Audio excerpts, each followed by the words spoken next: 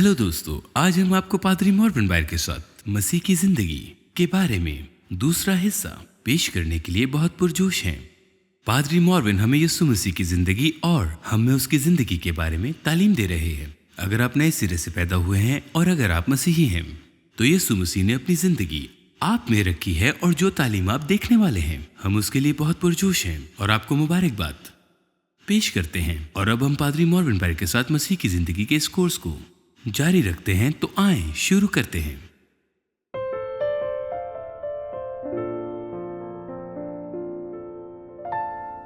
खुदा की पैदाइश के बारे में एक बड़ा सवाल जो मुझसे अक्सर पूछा जाता है वो ये है कि जब मैं कहता हूं कि वो हर तरह से हमारे जैसा था, ये मैं नहीं कहता, इब्रानियों उसका दूसरा बाब कहता है कि वो हर तरह से हमारे जैसा था। और उसकी रोशनी में से अहम सवालात में से एक दीनियाती सवाल ये है कि जरा एक मिनट रुकें, वो हमारे जैसा बिल्कुल भी नहीं है, वो बेगुनाह पैदा हुआ है और हम बेगुनाह पैदा नहीं हुए हैं। मैं आपको गरूर में नहीं बल्कि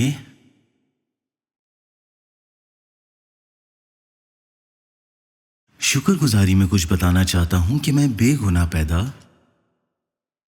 हुआ था। आइए देखते हैं। पहला यूहन्ना उसका तीसरा बाब और उसकी 9वीं आयत हमें क्या कहती है, देखते हैं अगर ये बिद्दत है। पहला यूहन्ना तीसरा बाब उसकी 9वीं आयत, जो कोई खुदा से पैदा हुआ है। कितने खुदा से पैदा हुए हैं? क्या आप नए सिरे से पैदा हुए हैं? जो कोई खुदा से पैदा हुआ है वो गुनाह नहीं करता, क्योंकि उसका तुखम उसमें बना रहता है, बल्कि वो गुनाह कर ही नहीं सकता क्योंकि वो खुदा से पैदा हुआ है। जब मैं नए सिरे से पैदा हुआ तो यीशु मेरी चढ़नी में आए इस नापाक जगह पर, जो नापाक और गंदी जगह है, और वो नस्ल बेऐब है। यीशु बेऐब है, वो गुनाह नहीं कर सकता, इसलिए मैं बेगुनाह पैदा हुआ हूं। सही कहा, खुदावंद यीशु की जिंदगी मुझ में बेगुनाह पैदा हुई है। हम बहुत जिस्मानी हैं, मेरा मतलब कि हम कहते हैं कि हम गुनाह के बगैर पैदा नहीं हुए, क्योंकि हम सब अपने बूढ़े आदमी के बारे में सोचने पर मजबूर हैं। आप समझे? और नए आदमी के बारे में नहीं।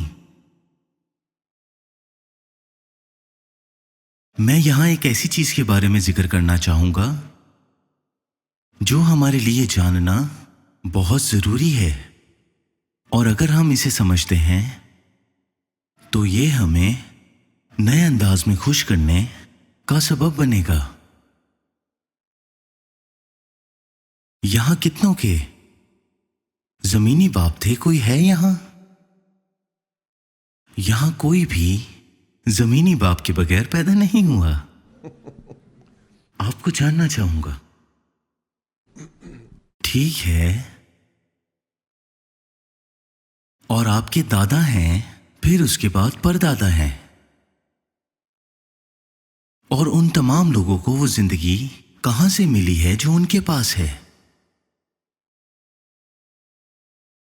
कई साल पहले डीएनए की दरियाफ्त और फिर उसके बाद कई मुतालिया के बाद, और डीएनए जैसा कि किसी ने कहा है कि चार्ल्स डार्विन डीएनए के बारे में बिल्कुल भी नहीं जानता था, क्योंकि अगर वो जानता होता तो वो अपने अजीब ख्यालात का ख्वाब नहीं देख रहा होता, क्योंकि वो डीएनए की रोशनी में नामुमकिन है।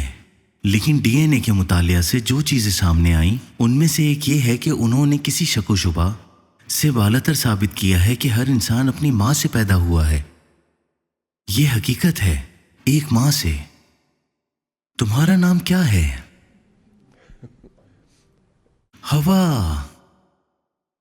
लेकिन इंसान की जिंदगी बाइबल पैदाइश से मुकाशवा तक वाज़ेह करती है, और वो खवातीन जो शादीशुदा हैं और उनके बच्चे हैं, तो बराए मेहरबानी मुझे आप माफ कर दें। लेकिन जिस तरह मरियम खुदा की मां नहीं थी, इसी तरह आप अपने बच्चों की भी मां नहीं थी। ओह, ये बुरा है। मेरा क्या मतलब है? आपका बच्चा आपके अंदर उसके बाप की तरफ से बोया गया, जैसा कि खुदा बाप ने मरियम में यीशु का बीज बोया था, और उसका कोई जमीनी बाप नहीं था। वो आसमान से आया, और इंसान बाइबल उसे वाज़ेह करती है कि मिसाल के तौर पर लावी इब्राहिम की सुल्ब में था जब इब्राहिम ने मुल्क-ए-सिदक का 10वां हिस्सा अदा किया। क्या आप लोगों को याद है? इब्रानियों उसका 7वां बाप। ये सूफियाना नहीं था। नहीं, ये लफ्जी है। आपने देखा है कि इब्राहिम की जिंदगी उनके बेटों में रखी गई थी। जैसे बीवी जिस्म को तैयार करती है, इसी तरह मरियम ने भी यीशु का जिस्म तैयार किया। जिस्म में इंसान बाप से आता है। हम देखें तो औरतें मुमकिन तौर पर ऐसी नहीं होती। क्या आपने कभी ऐसी देखी है? उनमें से कुछ वो कहते हैं कि हाँ, मैं जानता हूं। ताजुब की बात नहीं कि उन्हें परेशानी है। ये सब उसकी गलती है। ठीक है, डीएनए और क्रोमोसोम्स, इन सब को नजरअंदाज नहीं कर रहा हूं, लेकिन बाइबल के लिहाज से ये बहुत वाज़ेह है कि इंसान की जिंदगी बाप से आई है और जिस्म मां के जरिए तैयार होता है। ये बाइबल कहती है। एक जिस्म जो कि यीशु ने कहा, तूने मुझे एक जिस्म में तैयार किया है। यीशु ने ये बाप से कहा। रोमियो उसका पहला बाप मरियम ने एक जिस्म तैयार किया। जिस्मानी तौर पर वो दाऊद का बेटा था, और वो उस इंसान के तौर पर खुदा का बेटा था जो अपने जिस्म में रूह के सबब से रहता था। क्या आप समझ रहे हैं मेरी बात? ठीक है, ये सूफियाना नहीं है। इसे सूफियाना तौर पर नहीं कह सकते। आदम ने अपने बच्चों को अपनी जिंदगी दे दी, और आदम की जिंदगी डीएनए और कुदरती तौर पर वही था जो आपकी पैदाइश के वक्त आपको मिला। क्या हम इसे समझते हैं? हम आदम की औलाद हैं, और हवा हमारी मां है। ये सूफियाना नहीं है, ये लफ्जी है। दूसरे अल्फाज में आदम से सेत आता है, और सेत से अगला बेटा आता है। ठीक है, ये बहुत लफ्जी है। आदम को जो जिंदगी मिली थी वो उसके बेटे को दी गई। गौर फरमाइएगा कि आदम से सेत आता है, और सेत से अगला बेटा आता है, और इसी तरह ये लफ्जी है। जब उसकी जिंदगी उसके बेटे को दी गई थी, जब हम कुदरती तौर पर पैदा होते हैं, ये बाइबल कहती है। पहला करंथियों उसका 15वां बाप, आप उसे पढ़ सकते हैं कि वहां लिखा है, हम पहले आदम की औलाद हैं। और हां, लेकिन हम जब नए सिरे से पैदा होते हैं तो हम आखिरी आदम यानी यीशु मसीह की औलाद बन जाते हैं, और ये सूफियाना नहीं है। यीशु में,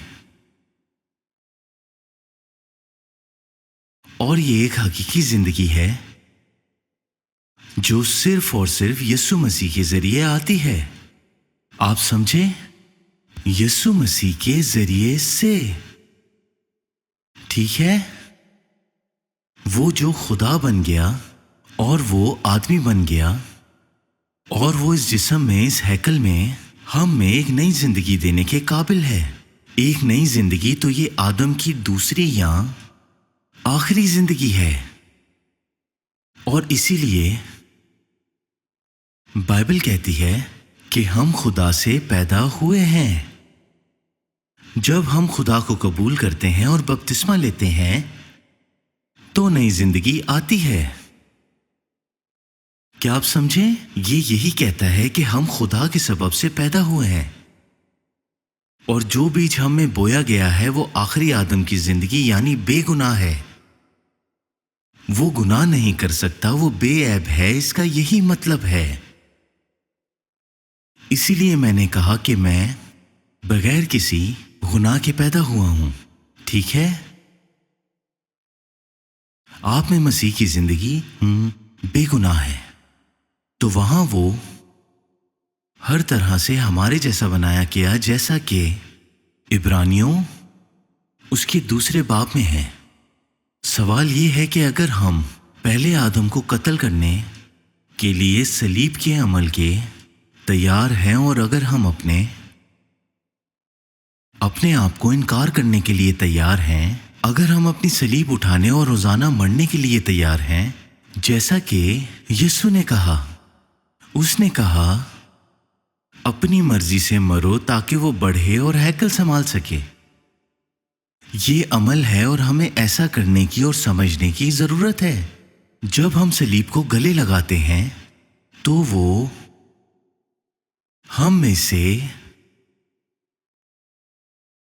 ہر ایک کے ساتھ یہی کرنے کی کوشش بھرپور طریقے سے کر رہا ہے، اور یہ عمل صرف یسوع مسیح کی صلیب کے ذریعے ہوتا ہے، جہاں اس بوڑھے آدمی کو مرنا ہوتا ہے، ٹھیک ہے؟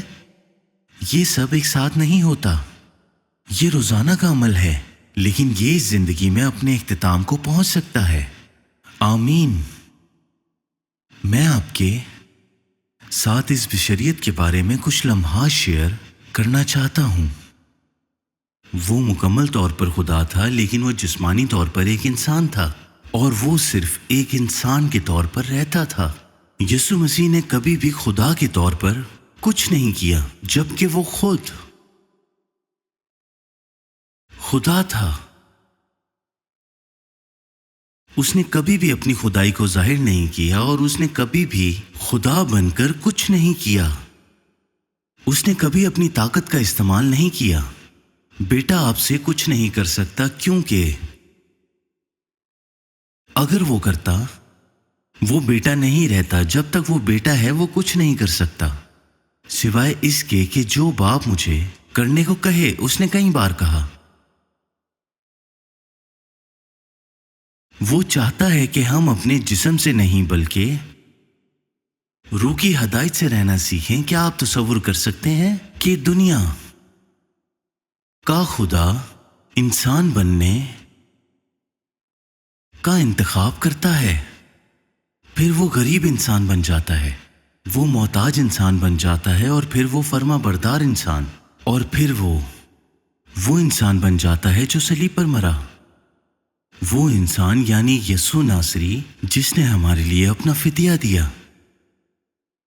خادموں کو خادم، یہ ہماری سمجھ سے باہر ہے، لیکن خداوند یسوع مسیح ایک انسان کے طور پر زندہ رہا، اور وہ ایک انسان کے طور پر صلیب پر مرا۔ اور میں امید کرتا ہوں کہ خدا کی رہنمائی سے ہم اس سیمینار کے اختتام تک اس کی بڑی امید کو دیکھیں گے، اور اسے ایک انسان کے طور پر جینا اور مرنا کیوں پڑا، لیکن وہ مکمل طور پر ایک انسان تھا۔ کیا آپ تصور کر سکتے ہیں کہ وہ چڑھنی میں تھا، وہ بچہ ہونے کا برتاؤ نہیں کر رہا تھا۔ متی کی انجیل 4 باب اس کی 2 آیت میں وہ بیابان میں اس آزمائش میں بھوکا ہونے کا بہانہ نہیں کر رہا تھا، وہ بھوکا تھا۔ اور یوحنا 4 باب اس کی 6 اور 7 آیت میں وہ تھکے ہوئے اور پیاسا ہونے کا بہانہ نہیں کر رہا تھا۔ یسایہ 39 باب خاص طور پر اس کی 4 آیت یہ خداوند کے بارے میں بات کر رہی ہے۔ اور وہ مایوس ہو گیا اور کہا، میں نے اپنی مسکت صرف کی ہے۔ اس نے اپنی زندگی بغیر کسی وجہ کے انڈیل دی۔ تصور کریں کہ وہ 3.5 سال تک اپنے شاگردوں کے لیے ہر روز اپنی زندگی نچھاور کرتا ہے، اور ان میں سے کوئی صلیب پر اس کے ساتھ کھڑا نہیں ہوتا۔ ज़बूर 69 में वो शिकस्ता दिली से मर गया, हम उसे बाद में देखते हैं। मसीह की जिंदगी किस चीज ने ली है? आइए हम इसे ज़बूर 69 में पढ़ते हैं। लिखा है, मुलाकात ने मेरा दिल तोड़ दिया, मैं बहुत उदास हूं और मैं इसी इंतजार में रहा कि कोई तरस खाए, पर कोई ना था, और तसल्ली देने वालों का मुंतजर रहा, पर कोई ना मिला।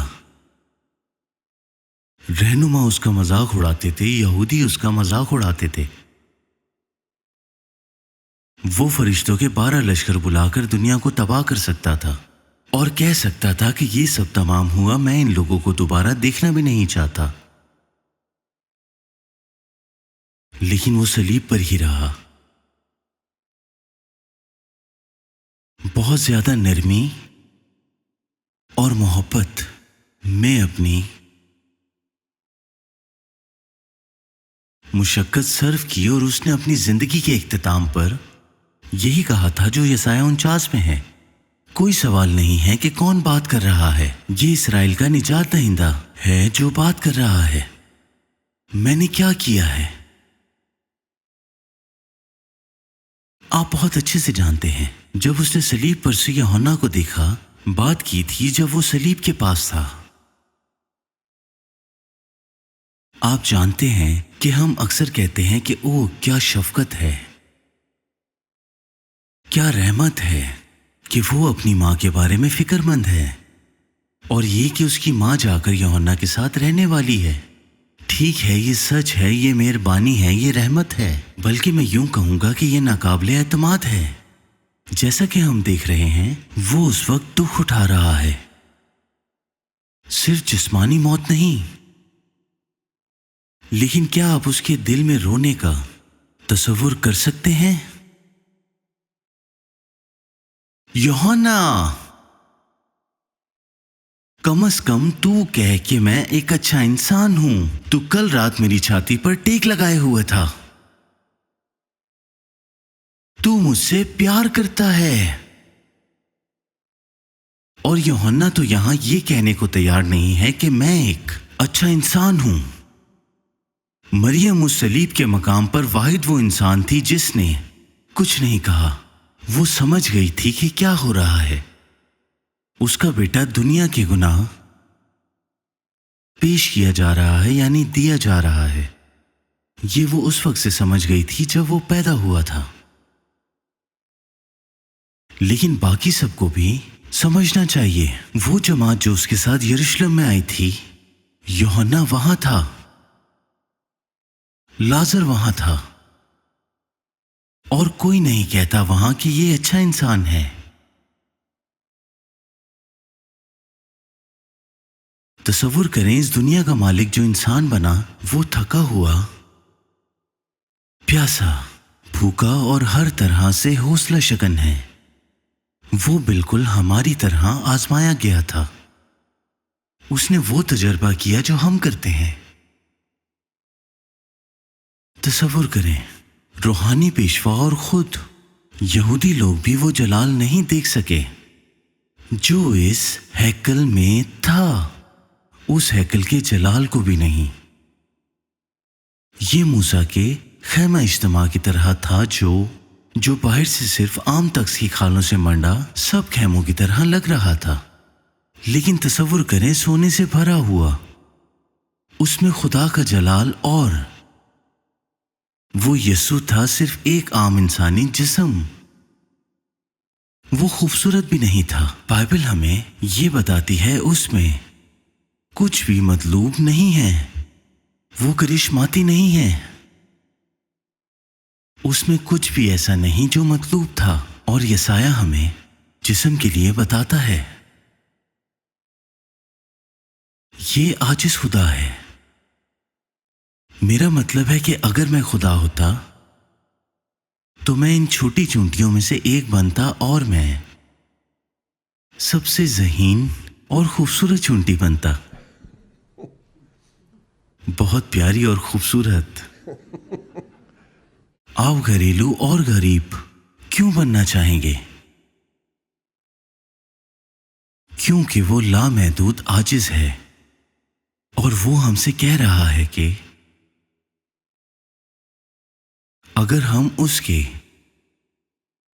جیسا بننا چاہتے ہیں تو اسے ہم میں سے بڑھنے کی اجازت دیں، کیونکہ وہ ہم میں سے کام کرنا چاہتا ہے۔ وہ اس ہیکل میں جلال کو جسمانی جسم میں نہیں دیکھ سکے، اور دیکھیں اب کیا، آخری دنوں میں جب وہ اپنے آپ کو کئی رکنوں والے جسم میں ظاہر کرتا ہے، صرف وہی لوگ جن کے پاس دیکھنے کے لیے آنکھیں اور سننے کے لیے کان ہیں، صرف وہ پہچان سکیں گے کہ وہ کون ہے اور زمین پر کیا کر رہا ہے۔ اور اس نے کہا کہ اب ہم اس کو ہرگز پھر سے نہ دیکھیں گے۔ متی کی انجیل اس کے 23ویں باب کی آخری آیت میں، کیونکہ میں تم سے کہتا ہوں کہ اب سے مجھے پھر ہرگز نہ دیکھو گے، جب تک نہ کہو گے کہ مبارک ہے وہ جو خداوند کے نام سے آتا ہے۔ کچھ لوگ اسے دیکھیں گے، وہ اسے پہچانیں گے اور کہیں گے کہ او، یہ خداوند ہے۔ یہ کارلس، یوئل، یوسف یا پترس نہیں ہے، نہیں، بلکہ یہ تو جسم میں خدا خود ہے۔ جیسا کہ پولوس نے کہ وہ زندگی جو اب میں جسم میں جی رہا ہوں وہ میں خدا کے بیٹے کے ایمان سے جیتا ہوں، جس نے مجھ سے محبت کی اور اپنے آپ کو میرے لیے دے دیا، مصلوب ہوا، اس کے باوجود میں زندہ رہتا ہوں۔ ابھی تک میں نہیں، ترسس کا ساؤل بھی نہیں، یہ یسوع ہے جو مجھ میں میرے ذریعے رہتا ہے۔ پولس یہی کہہ رہا تھا، ہر مومن کا یہی مقصد ہے کہ وہ ہم میں بڑھے اور اختیار لے اور اپنے تخت پر بیٹھے۔ غالب آنے والوں کی دنیا میں بھیج دیا جائے گا، اور دنیا اس جلال کو نہیں پہچانے گی جو اس میں ہے، لیکن کچھ لوگ پہچانیں گے، وہ برکت پائیں گے۔ لیکن پیدائش کے سبب سے یسوع کی آمد ایک انسان کے طور پر خدا کی آمد ہے، ایک انسان کے طور پر خدا کی آمد، اور ہم یہاں اختتام کرنا چاہتے ہیں۔ لیکن تصور کریں، انسان کے طور پر ہم میں سے ایک بن کر آنے کے لیے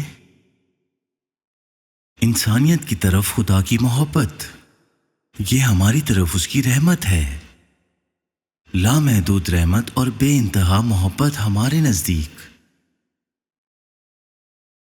یہ ناقابل تصور ہے کہ وہ انسان بننے کا انتخاب کرے گا۔ بعد میں ہم اس سیمینار میں دیکھیں گے کہ اسے انسان کیوں بننا پڑا۔ لیکن تصور کریں کہ پولس رومیو کے 5ویں باب میں کیا کہتا ہے، اور ہم اس کو سمجھ سکیں، اس کو جان سکیں۔ آپ ایک گنہگار کے طور پر پیدا ہوئے تھے، ہم گنہگار کے طور پر پیدا ہوئے تھے۔ آپ اس بارے میں کیا کہتے ہیں؟ کیا یہاں کبھی کسی نے گناہ کیا ہے؟ کچھ ایسا کیا ہے جو آپ کو نہیں کرنا چاہیے تھا؟ ہم سب گنہگار کے طور پر پیدا ہوئے تھے۔ ہم گنہگار کیوں پیدا ہوئے؟ کیونکہ جو ناپاک ہے آپ اس سے کبھی پاک نہیں مانگ سکتے۔ آدم ایک گنہگار بن گیا، اور اس لیے وہ کوئی ایسی چیز نہ پیدا کر سکا جو پاک اور صاف ہے۔ اس نے وہ پیدا کیا جو وہ تھا۔ آدم صرف وہی پیدا کر سکتا تھا جو وہ خود تھا۔ اور آج تم گنہگار ہو، میں ہوں اس ایک آدمی آدم کے اعمال کی وجہ سے۔ اور رومیو اس کا 5واں باب خدا کے رحم میں،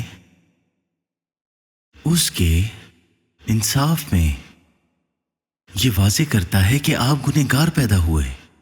خدا کے رحم اور انصاف کی وجہ سے ہمیں یہ معلوم ہوتا ہے کہ ہم آدم کی وجہ سے گنہگار پیدا ہوئے، اور اب آپ ایک آدمی خداوند یسوع مسیح کے وسیلہ سے راست باز ٹھہرائے ہیں۔ کیا آپ لوگ اس بات پر یقین کر سکتے ہیں؟ یسوع مسیح کے وسیلہ سے ہم راست باز ठहराए गए हैं। आप सब खुदा की नजर में बेगुनाह हैं। आप लोगों में जो जिंदगी है वो बेगुनाह है। आप सब रास्त पास ठहराए गए हैं।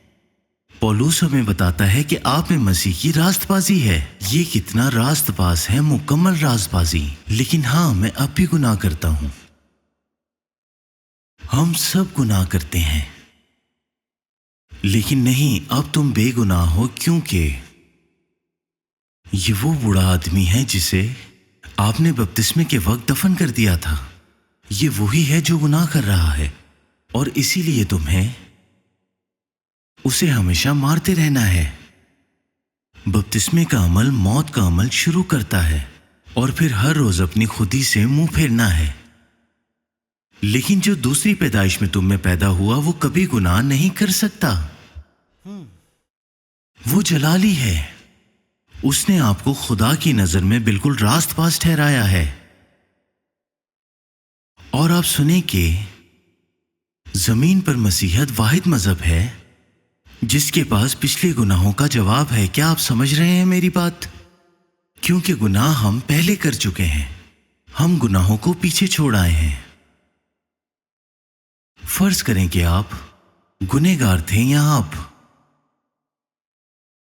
गलती से एक आदमी को कत्ल करने के कसूरवार हैं, लेकिन आप फिर भी कातिल हैं। सही कहा, आपने उसे कत्ल किया, इसलिए आप जेल जाएंगे। सही? तो आप जज के सामने खड़े हैं। वो आपको बरसों के लिए जेल भेजने वाला है, और आप ये कहते हैं कि लेकिन जज सुने, मैंने बहुत से अच्छे काम किए हैं।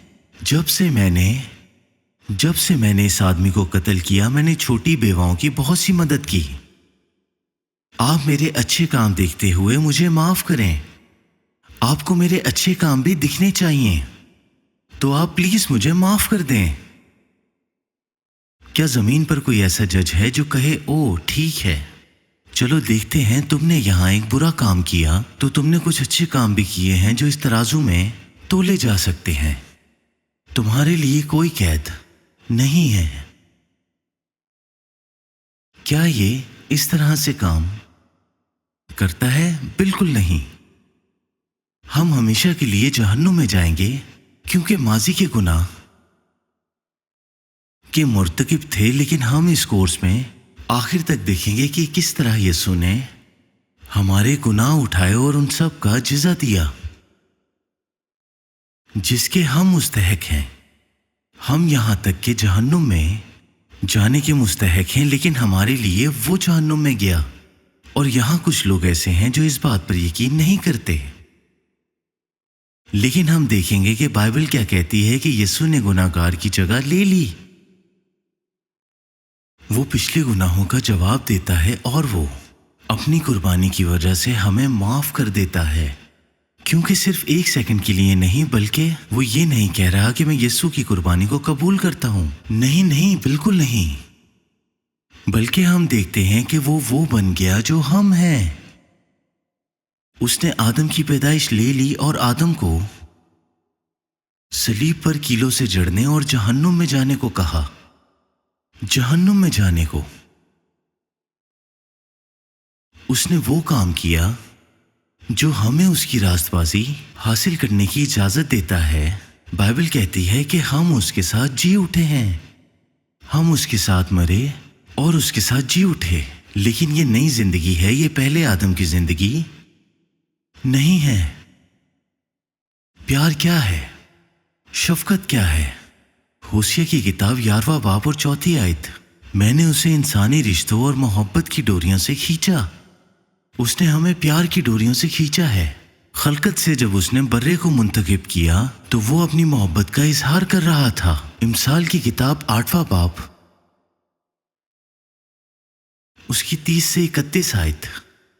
उस वक्त माहिर कारीगर की मानिंद मैं उसके पास थी और मैं हर रोज उसकी खुशनुदी थी और हमेशा उसके हजूर शादमान रहती थी। आमीन। सुनिए, हर रोज उसकी खुशनुदी थी। जो उसके दिल को खुश करता है आबादी के लायक जमीन से शादमान थी और मेरी खुशनुदी बनी आदम की सोबत में थी।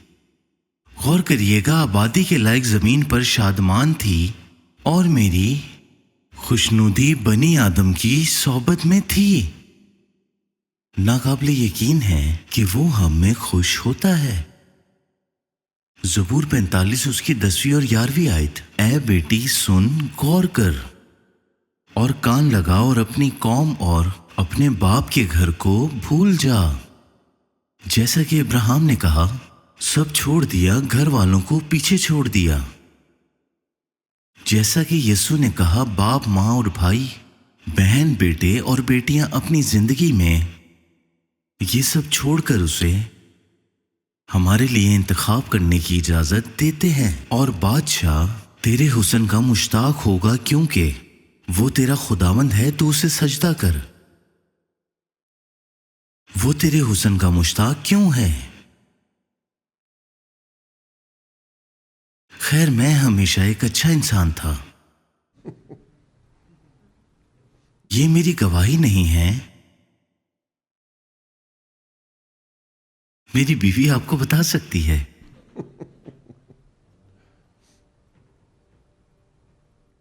پھر وہ مجھے کیوں چاہے گا؟ آپ کو کیا لگتا ہے؟ وہ آپ کی حسن کا مشتاق کیوں ہوگا؟ کیونکہ اس نے اپنی زندگی آپ میں رکھی ہے۔ اس نے اپنے بیٹے کی زندگی آپ میں رکھی ہے، اور اس کا بیٹا اس کے لیے خوبصورت، جلالی اور شاندار ہے۔ ابلیس کو آپ کو یہ نہ کہنے دیں کہ آپ بیکار ہیں۔ آپ یسوع کہہ رہے ہیں کہ وہ بیکار ہے۔ وہ آپ میں رہتا ہے۔ اس نے آپ کو اپنے ساتھ رہنے کے لیے پکارا ہے۔ اس نے آپ کو اس زندگی سے بھرپور بیٹا پکارا ہے، اور یہ کہ اس نے آپ کو اپنا بیٹا بنایا ہے، کیونکہ بیٹا آپ میں رہتا ہے۔ وہ ہم سے پیار کرتا ہے، اور یہاں تک کہ وہ ہم میں خوش رہتا ہے۔ اگر گرجا گھر میں خداوند کے لیے ہماری محبت میں بہت سے گیت ہیں، لیکن پہلا یوحنا اس کا 4 باب اور 19ویں آیت، ہم اس لیے محبت رکھتے ہیں کیونکہ اس نے پہلے ہم سے محبت رکھی۔ وہ ہمارے ساتھ رہنا چاہتا ہے۔ وہ اپنی موجودگی میں آپ کی زندگی کی رفتار چاہتا ہے۔ ہمارے پاس خداوند کے لیے ہماری محبت میں بہت زیادہ گیت ہیں، لیکن اس کی ہم سے محبت کے بارے میں گیت نہیں ہے۔ Jesus loves me, this I know, for the Bible tells me so. Little ones to him belong, they are weak but he is strong. یسوع ہم سے محبت کرتا ہے، لیکن ہم کتنے کورس جانتے ہیں جس میں یسوع ہم سے محبت کرتا ہے؟ وہ مجھ میں خوش ہوتا ہے۔ یرمیہ 31واں باب اور اس کی 3 آیت میں لکھا ہے، خداوند قدیم سے مجھ پر ظاہر ہوا ہے اور کہا کہ میں نے تجھ سے ابدی محبت رکھی، ہم سے ہمیشہ کی محبت۔ آپ میں سے کتنے لوگوں کو یقین ہے کہ اس نے آپ سے ابدی محبت رکھی؟ کیا آپ اس پر یقین رکھتے ہیں؟ اور یہاں کتنے لوگ مانتے ہیں؟ خداوند میں نہیں سمجھتا، لیکن میں مانتا ہوں آپ نے یہ کہا ہے، آپ نے مجھ سے ابدی محبت رکھی۔ آپ جانتے ہیں کہ خداوند بہت لامحدود ہے۔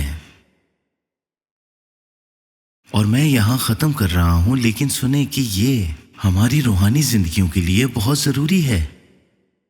خدا بہت لامحدود ہے، میرا مطلب ہے کہ وہ ہے۔ کیا آپ سمجھتے ہیں لامحدود کا مطلب کیا ہے؟ لیکن ہم انسان کی واضح تصویر دیکھ رہے ہیں۔ ہم جانتے ہیں کہ روشنی 186 میل فی سیکنڈ یا 7 کی رفتار سے سفر کر رہی ہے، اور پھر جا کر وہ اسے 6 سے ملاتی رہتی ہے، اور 186,000 میل فی سیکنڈ جہان کو ایک بار عبور کرنے کے لیے صرف 40 ارب سال درکار ہیں۔ 40 ارب، اور اب دیکھیں کیا ہے، دنیا روشنی کی 1/3 رفتار سے پھیل رہی ہے۔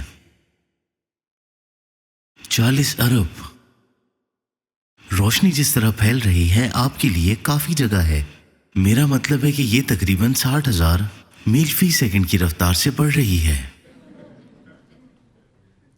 اور میرے خیال سے یہ بہت بڑا ہے، 60,000 مائل فی سیکنڈ کی رفتار سے، یعنی بہت وسیع۔ اس نے اپنی انگلیوں سے بنایا اور اس نے کہا کہ میرے لیے یہ گھر بننے کے لیے بہت چھوٹا ہے۔ ہم نے اپنے دماغ اور دل سے جو خدا بنایا ہے وہ بہت چھوٹا ہے، یہ وہ سچا خدا نہیں۔ وہ زمین پر موجود ہر چھوٹے پرندے کو جانتا ہے۔ کیا آپ تصور کر سکتے ہیں؟ یہ اس کے لیے آسان ہے، کوئی مشکل نہیں، یہ بہت آسان ہے۔ مجھے یقین آ گیا ہے کہ وہ ہر لحاظ سے لامحدود ہے اور وہ اس دنیا میں بہت بڑا ہے۔ وہ ہر ایک آدم سے واقف ہے، نہ صرف کہ ہر چھوٹے پرندے سے۔ وہ جانتا ہے کہ ہر ایک آدم کہاں اور کیا کر رہا ہے۔ اس سے کچھ چھپ نہیں سکتا، کیونکہ وہ لامحدود ہے اور وہ دنیا میں ہر چیز کو جانتا ہے۔ ہم نہیں چھپ سکتے۔ وہ لامحدود ہے اور وہ اتنا طاقتور اور اتنا عظیم ہے، اور ساتھ ہی اتنا پیار کرنے والا، اتنا عاجز، اتنا پست ہے کہ وہ آپ کے ساتھ ایسے پیش آ سکتا ہے کہ جیسے پورے جہان میں صرف آپ ہی ہیں۔ وہ آپ کے ساتھ اس طرح رہ سکتا ہے اور آپ کے ساتھ اس طرح چل سکتا ہے اور آپ کے ساتھ اس طرح رفاقت رکھ سکتا ہے جیسے آپ اس دنیا میں اکیلے ہیں۔ غزل و غزلات پر میری کبوتری میری پاکیزہ ہے، بے نظیر ہے، وہ اپنی ماں کی اکلوتی، وہ اپنی والدہ کی لاڈلی ہے، کیونکہ خدا آپ کے بارے میں یہی سوچتا ہے۔ میرا مطلب ہے کہ وہ ہر چھوٹے پرندے کو جانتا ہے، اور وہ گھاس کے ہر چھوٹے سے جانتا ہے، اور وہ آپ کے بارے میں کتنا جانتا ہے۔ وہ آپ کے ساتھ ایسے رہنا چاہتا ہے جیسے آپ اس کی زندگی میں واحد روشنی ہو۔ وہ آپ کے ساتھ اس طرح رہنا چاہتا ہے۔ وہ ایسا کر سکتا ہے کیونکہ وہ لامحدود ہے۔ کیا آپ اس کے ساتھ وقت گزارتے ہیں؟ کیا آپ اسے ڈھونڈتے ہیں؟ کیا آپ جانتے ہیں کہ وہ آپ سے محبت کرتا ہے اور وہ آپ میں خوش ہوتا ہے؟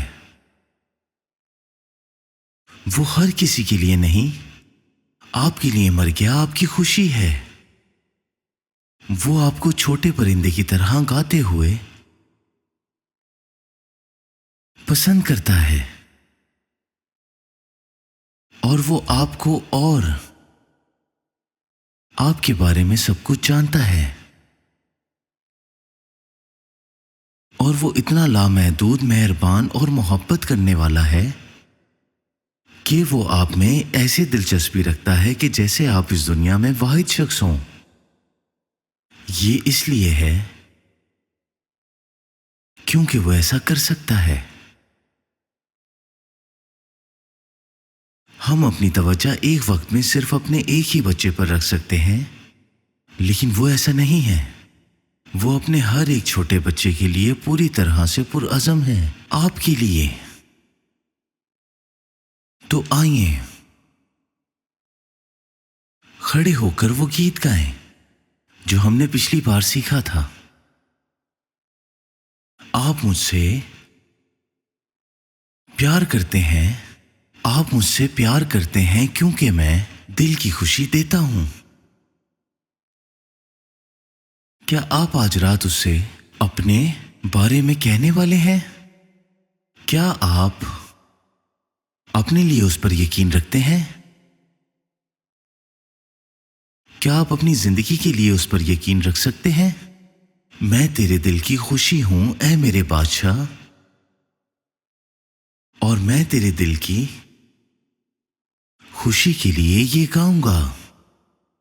آئیے اس کے ساتھ گائیں کہ اس نے ہمارے لیے کیا کیا ہے اور وہ کون ہے، اور اس کی زندگی جو ہم میں ہے اس کی وجہ سے ہم کون ہیں۔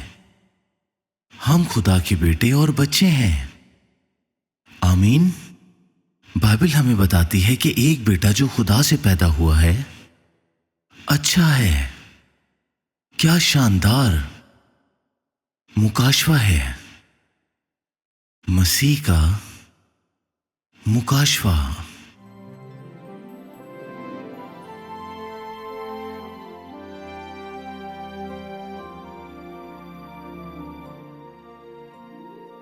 خیر آج کے لیے ہمارے پاس اتنا ہی وقت ہے۔ مستقبل کی نشریات کے لیے ہمارے ساتھ جڑے رہیں، کیونکہ ہم پادری مورون بائر کے ساتھ مسیح کی زندگی کے اس کورس کو سیکھتے رہیں گے۔